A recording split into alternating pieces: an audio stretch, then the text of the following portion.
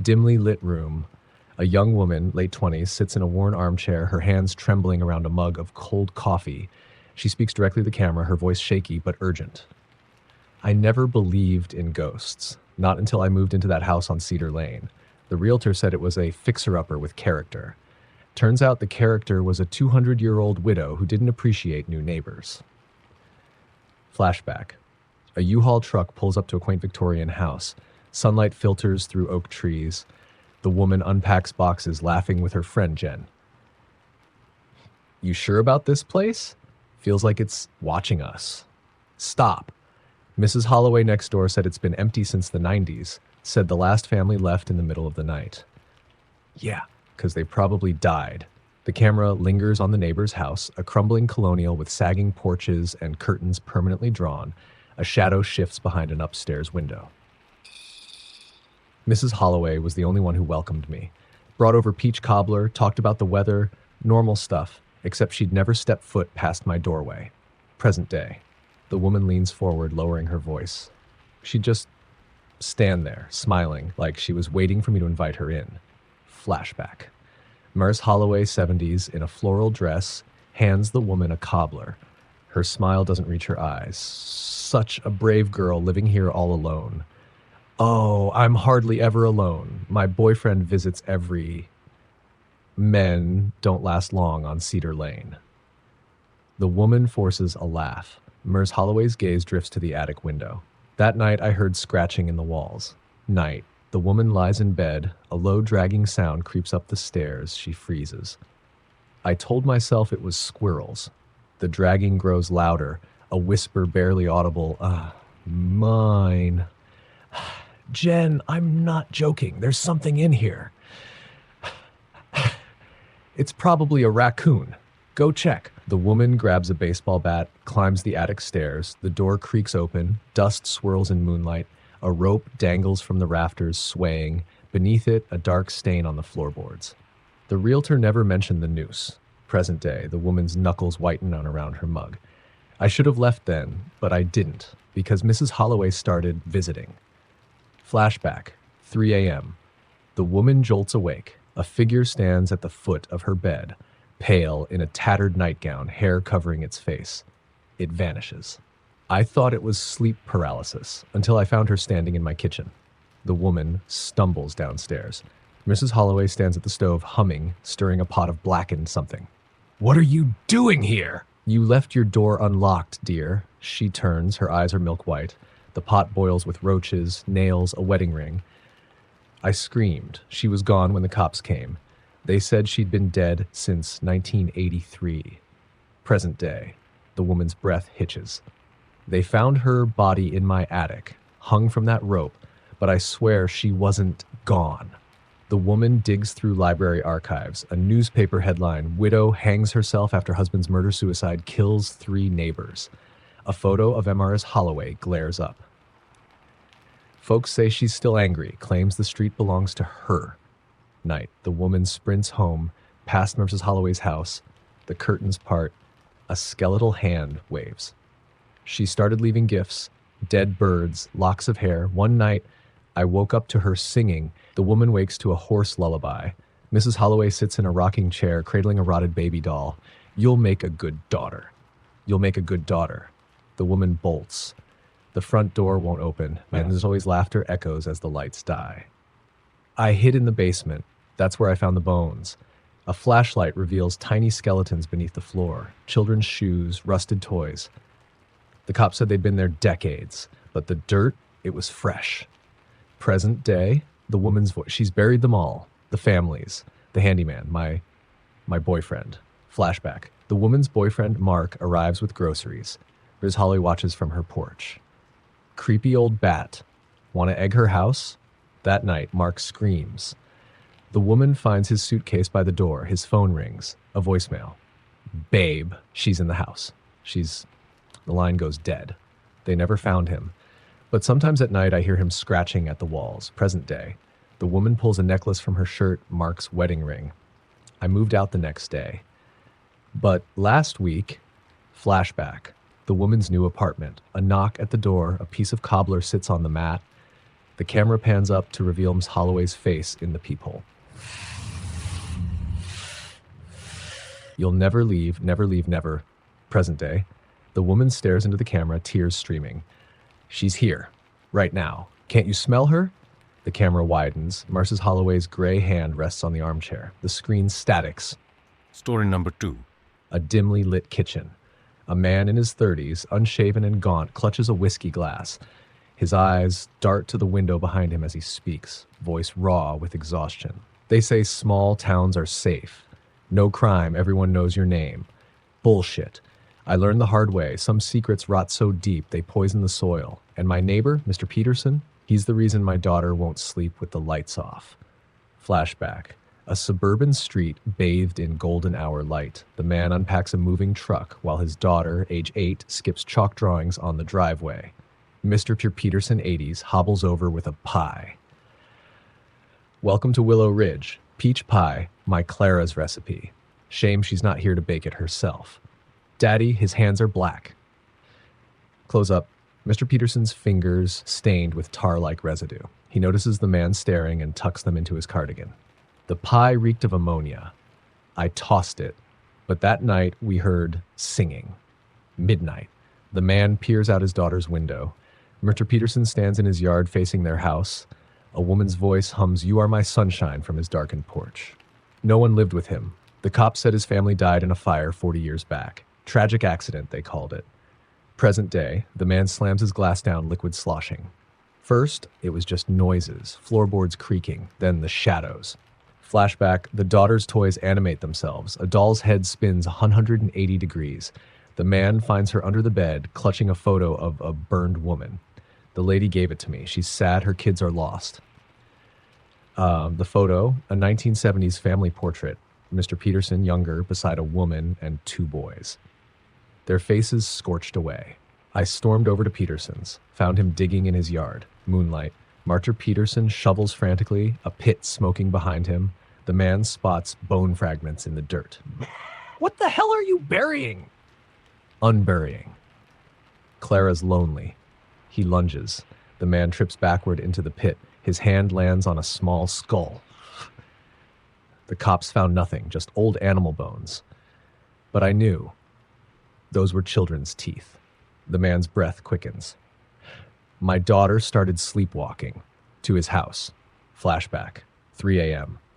The man finds his daughter on Mr. Peterson's porch, knocking rhythmically.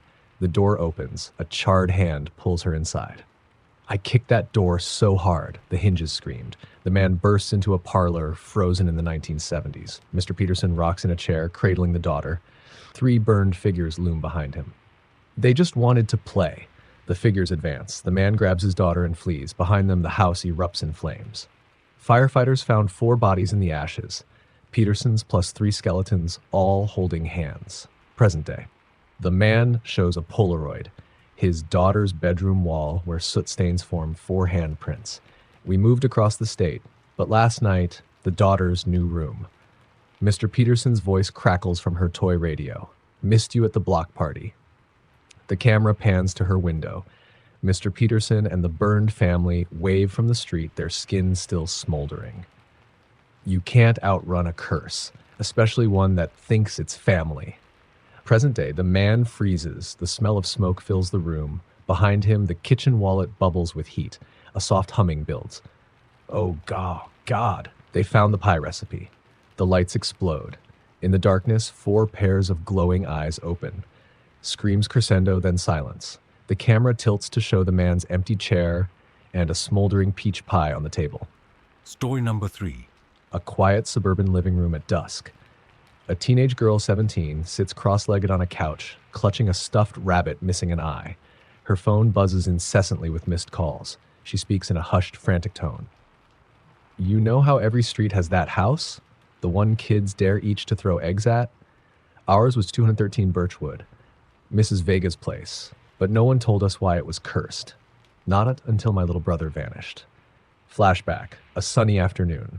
The girl and her brother 10 ride bikes past 213 Birchwood, a gray ranch house with dead sunflowers and a porch swing moving in still air. Brother points at an upstairs window. The lady's waving at us.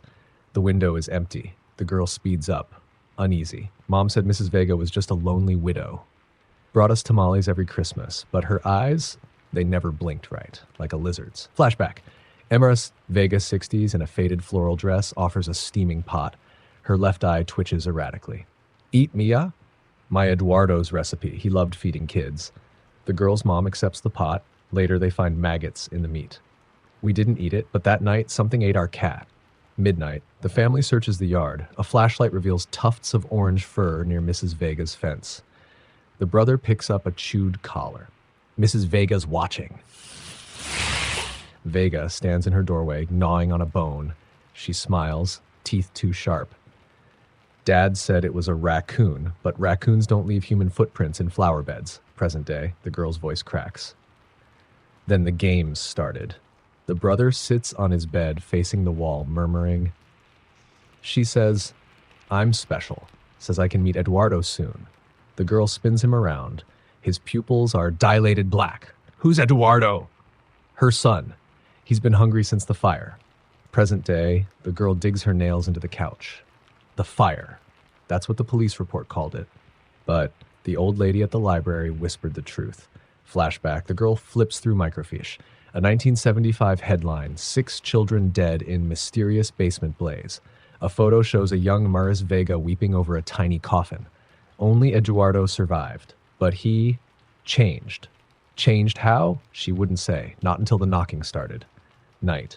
The girl hears thumping from the brother's closet. She opens it to find a tunnel, damp, reeking of rot, leading to Mrs. Vega's basement.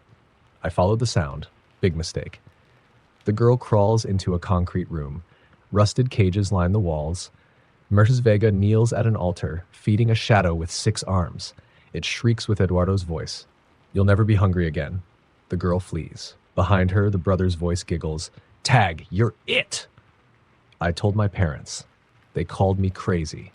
Until they saw him. The brother stands at Mrs. Vega's window, pressing a hand to the glass. His skin bubbles, blackening. He's burning. He's been burned. Present day. The girl pulls out a photo, the brother's charred sneaker on Mrs. Vega's porch. The cops found nothing. No tunnel, no altar, just jars of teeth in her pantry. Flashback. The girl confronts Mrs. Vega, holding up the sneaker. Where is he? With Eduardo. They're playing. She opens her mouth, too wide, and a child's hand slithers out, grabbing the girl's wrist. The screen's static. We moved, but Eduardo hates losing playmates. Present day. The girl freezes, a familiar giggle echoes from the kitchen. The lights flicker. A shadow with 6 arms creeps along the wall. He followed me, and he brought the stuffed rabbit's remaining eye melts. The camera zooms in on the window behind her. Mrs. Vega waves, her jaw unhinged, the brother's face screaming inside her throat. Friends. The screen goes dark. A match strikes. 6 pairs of burning eyes surround her. Story number 4. A dimly lit kitchenette. A woman in her 30s, hair disheveled, clutches a steaming mug. The camera catches her glancing repeatedly at the curtains, half drawn. Outside, a neon for rent sign blinks across the street. She speaks in a hushed, frantic cadence. They called it the friendliest cul-de-sac in Ohio. Bake sales every Sunday, block parties, kids laughing. Perfect, right? But nobody told me about the rule. You don't walk past the Elmore's house after dark. Not if you want to keep your face. Flashback. A sun-drenched suburban street. The woman unpacks a moving van. Mrs. Elmore, 50s, pristine in a pastel tracksuit, jogs over with a casserole dish. Welcome to Pineview. Chicken divan, my specialty. Never eat it cold. The dish oozes a viscous pink sauce. The woman nods polite. Behind Mrs. Elmore, a teenage boy stares from a window next door, his mouth sewn shut with black thread. I should have noticed the stitches, but the 808 president, Mr. Garner, said it was a sensitive medical condition, said the boy was allergic to lies. Present day. The woman's mug rattles as she sets it down. First week, everything was Stepford, too perfect. Lawns cut to the millimeter, no squirrels, no stray cats. Then the knocks started. Night. The woman answers her door. No one's there. A chalk drawing glows on the porch, a stick figure with its eyes X'd out. Down the street, Mrs. Elmore waves from her driveway, holding a box of chalk. I laughed it off until I found the photos. Flashback. The woman sorts mail. A vintage Polaroid slips out. Her own house, 1970s. A family poses on the lawn, their faces scratched out. Words scrawled on the back, "We broke the rule."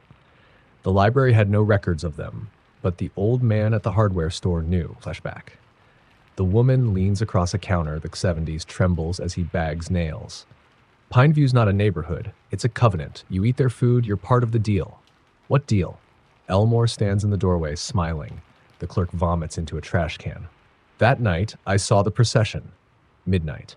The woman peers through blinds. Neighbors in bathrobes march toward the Elmore's house carrying shovels. The sewn-mouthed boy leads them, humming through his stitches. I followed. Worst mistake of my life. The woman tiptoes into the Elmore's backyard. A pit glows with embers. Neighbors toss in photos, jewelry, lockets. Ms. Elmore chants as the flames turn blue. We give, you live. We take, you wake. The pit erupts. A figure made of ash climbs out, snatching the sewn-mouthed boy. His stitches snap, unleashing a scream that shatters windows. I ran, but Pineview doesn't let go. The woman rolls up her sleeve. Black veins crawl toward her elbow. It's in the food, the water, the air. They're farming us. Flashback. The woman confronts Moore holding up the Polaroid. Where are they? The family who lived here before. Oh, honey, you're the family now. She gestures to the woman's fridge. Magnet spell dinner tonight 7. Bring your own knife. I tried to leave. The roads looped back. My GPS just said, feed the pit. Present day. A knock at the door. The woman doesn't move. The knocking grows frantic. The camera pans to the window. The entire neighborhood stands outside, smiling, their eyes sewn shut. Come out, come out. The main course is getting cold. They're hungry for new faces. She opens her mouth. Her tongue is coated in thick black thread. The camera zooms in on her reflection. Behind her, the ash figure unpicks its own face, offering it like a gift. But I've got a seat at the table now.